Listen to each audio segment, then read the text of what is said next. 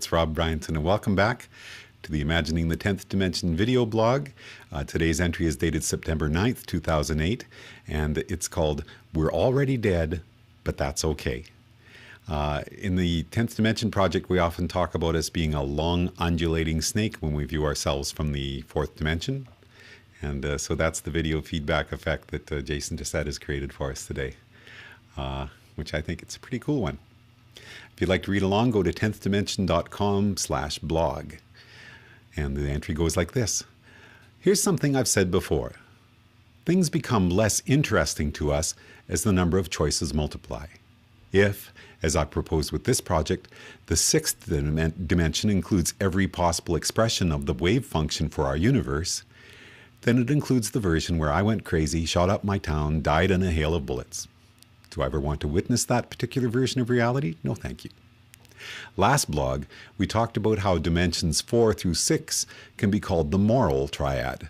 It's that narrowing down of possibilities through the moral decisions I've made so far that have created the 5th dimensional subset that I have access to from this now forward. And that will continue to be true for the rest of my life. If you are fully engaged with that process, what could be more exciting? Every instant we are observing new possibilities from a fantastically complex wave function that exists across the dimensions, but which are also uniquely defined by our own personal set of experiences. Some people like to make fun of this idea, but this is essentially true. We are each creating a version of the universe through our role as quantum observers, and the path that each of us takes is unique. But we're each also participating in a consensual reality that has been created by the other people we share this reality with, which means their moral decisions are also part of my probability set. This is the hard part because it means someone else can still choose to kill me, or they can do things that limit my access to possible futures that I'd like to get to. Which takes us to the craziest part of this idea. Each of us have already died through bad luck or bad choices made. That's just not the part of the multiverse that we're currently witnessing. Believe it or not, that's the idea that started this all for me back when I was 7. But it has taken me many years of thinking and reading to arrive at the conclusion that this crazy idea is supported by science. I've written many times about the proof published by the Oxford University team under the direction of physicist David Deutsch, a proof which New Scientist magazine listed as one of the most important scientific discoveries of 2007. The bush-like branching structure of our quantum wave function and the parallel universes that result from chance and choice for each of us are provably equivalent. This means the universe where I took 5 minutes longer to get out of bed this morning is part of a different parallel universe, which is just as real as the one I'm currently witnessing. It just happens to not be the version I'm traveling within. Mind-boggling? You bet. But also, as it turns out, completely compatible with what I've been claiming since I first came up with this way of visualizing reality over 20 years ago. In the original 10th dimension animation, we imagined a person's body as if it were a spine, a 4-dimensional object. In the animation, we said this: if you were to see your body in the 4th dimension, you would be like a long, undulating snake, with your embryonic self at one end and your deceased self at the other.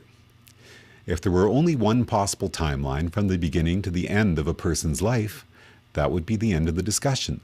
But as we explored in my book and blog entries like The Space-Time Tree, I'm proposing that our reality actually comes from the probability space of the 5th dimension, and is easy to envision the branching structures that result from chance and choice as being part of a tree-like structure in the 5th dimension. With this project, we're imagining a person's soul not as a single self-contained unit, but rather as being a multi-layered system of memes, a society of mind across the dimensions. Now we're talking about a set of parallel universes where, in many of them, bad things have happened that resulted in our deaths. But since everyone reading or viewing this blog right now is alive and not dead, I presume, we know that those branching timelines are not part of the parallel universe we're each currently witnessing. Yikes, what does this all mean? In Randomness and the Missing 96%, we talked about the idea that dark matter and junk DNA might be telling us more than we realize about how unlikely our current reality really is. And if we add up all of the bad luck and deliberate actions of others that could have resulted in each of us being dead by now, Don't we arrive at the same conclusion? When you consider how many situations exist within all of the possible parallel universes for our universe, where events conspired to result in each of us dying, it really does seem like a marvelous thing that we get to experience this reality, which must be way out on the edge of the bell curve, a highly unlikely universe where each of us have managed to survive. For now. So now, let's think about that long, undulating snake that is our body, not just in the fourth, but in the fifth dimension.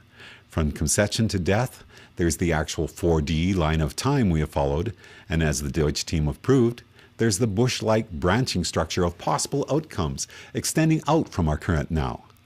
So we have something like a dandelion seed gone to seed held in our minds, with a single stalk representing the past and a ray of possible futures at the head.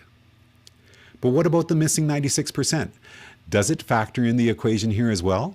If we're thinking about all of the possible paths that we have traveled upon up until now, which in a multiverse of possible timelines must include those times when we've already died, we can see in the past a great many other branches which extended off from the main stalk and ended.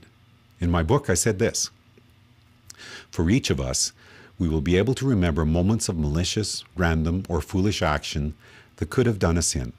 It's hard to forget that moment where a large object falling or a silly risk taken might have resulted in our death if we'd only been in a slightly different place and time.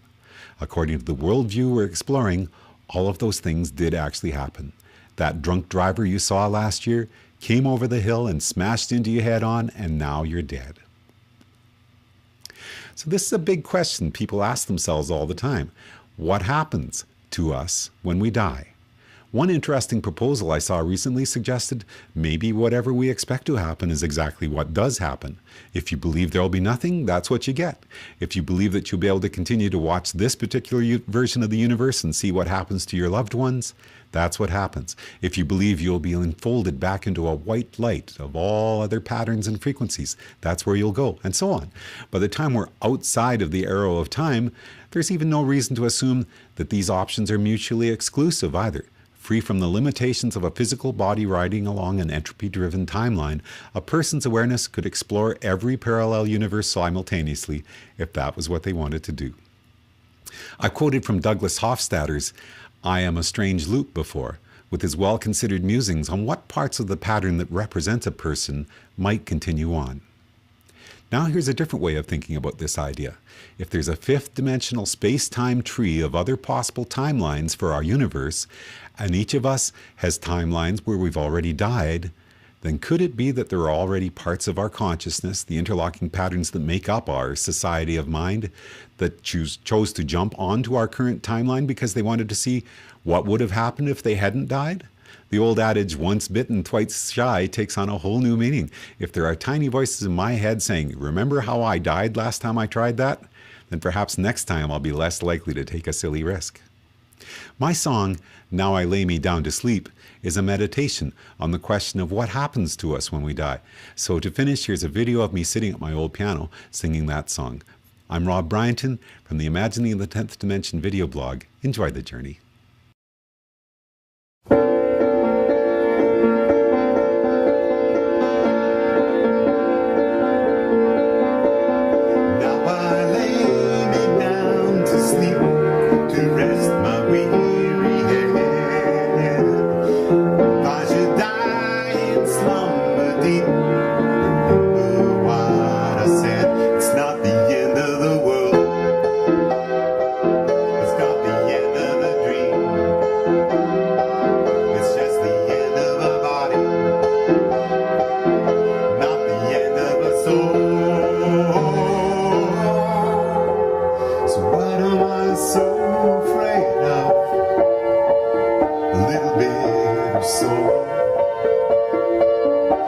Continues flowing on, the past into tomorrow.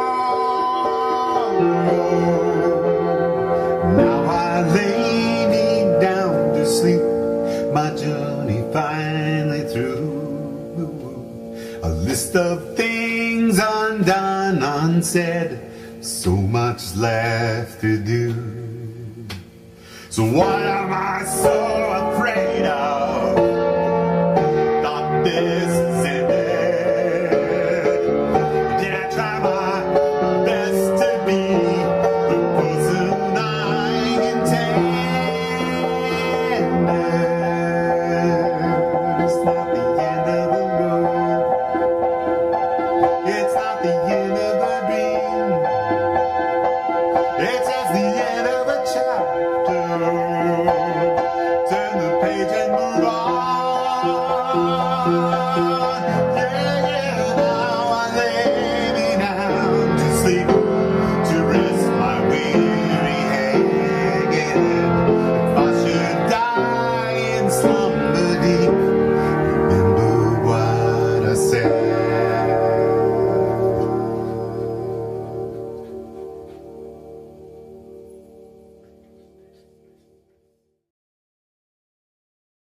pretty cool one.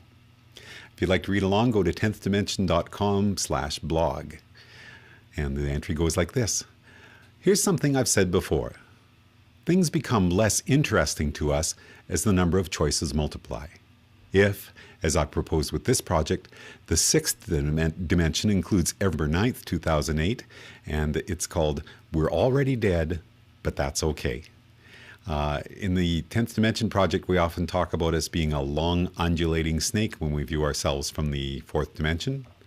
And so that's the video feedback effect that Jason Dissett has created for us today, which I think.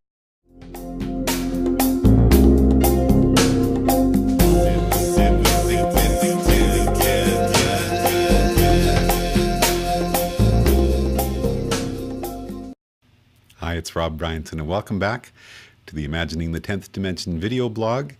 Today's entry is dated September. Every possible expression of the wave function for our universe. Then it includes the version where I went crazy, shot up my town, died in a hail of bullets. Do I ever want to witness that particular version of reality? No, thank you. Last blog, we talked about how dimensions 4 through 6 can be called the moral triad. It's that narrowing down of possibilities through the moral decisions I've made so far that have created the 5th dimensional subset that I have access to from this now forward. And that will continue to be true for the rest of my life. If you are fully engaged with that process, what could be more exciting? Every instant we are observing new possibilities from a fantastic